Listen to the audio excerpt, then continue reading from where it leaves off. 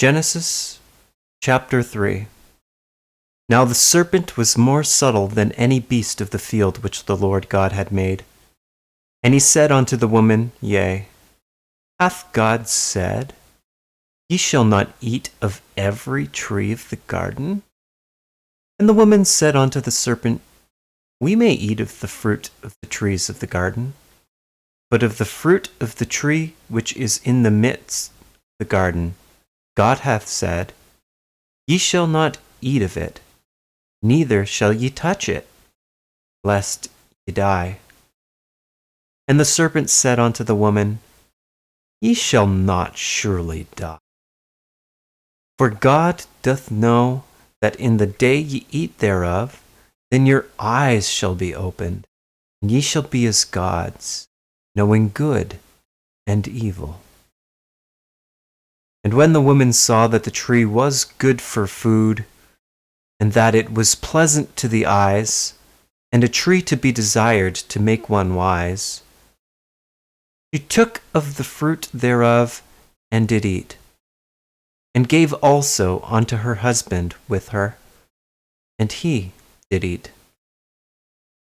And the eyes of them both were opened, and they knew that they were naked. And they sewed fig leaves together, and made themselves aprons. And they heard the voice of the Lord God walking in the garden in the cool of the day. And Adam and his wife hid themselves from the presence of the Lord God amongst the trees of the garden. And the Lord God called unto Adam and said unto him, Where art thou? And he said, I heard thy voice in the garden, and I was afraid, because I was naked, and I hid myself. And he said, Who told thee that thou wast naked? Hast thou eaten of the tree whereof I commanded thee that thou shouldst not eat? And the man said, The woman who thou gavest to be with me, she gave me of the tree, and I did eat. And the Lord God said unto the woman, What is this that thou hast done? And the woman said, The serpent beguiled me, and I did eat.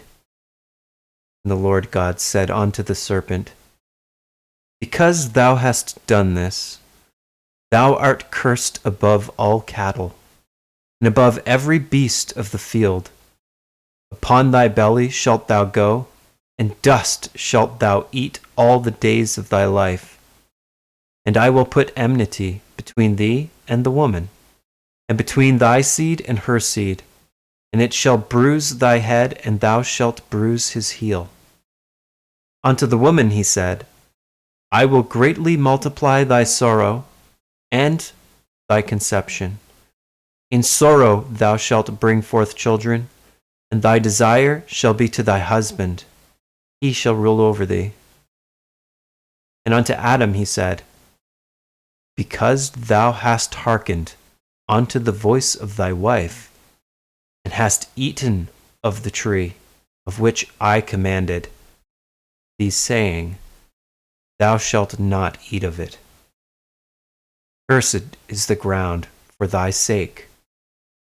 In sorrow shalt thou eat of it all the days of thy life. Thorns also and thistles shall it bring forth to thee, and thou shalt eat the herb of the field. In the sweat of thy face shalt thou eat bread, till thou return unto the ground.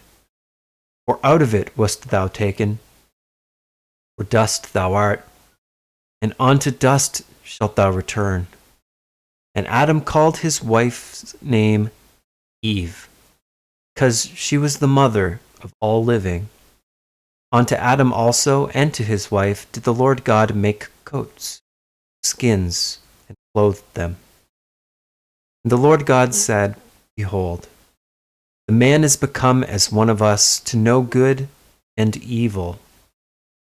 And now, lest he put forth his hand, and take also the tree of life, and eat, and live forever.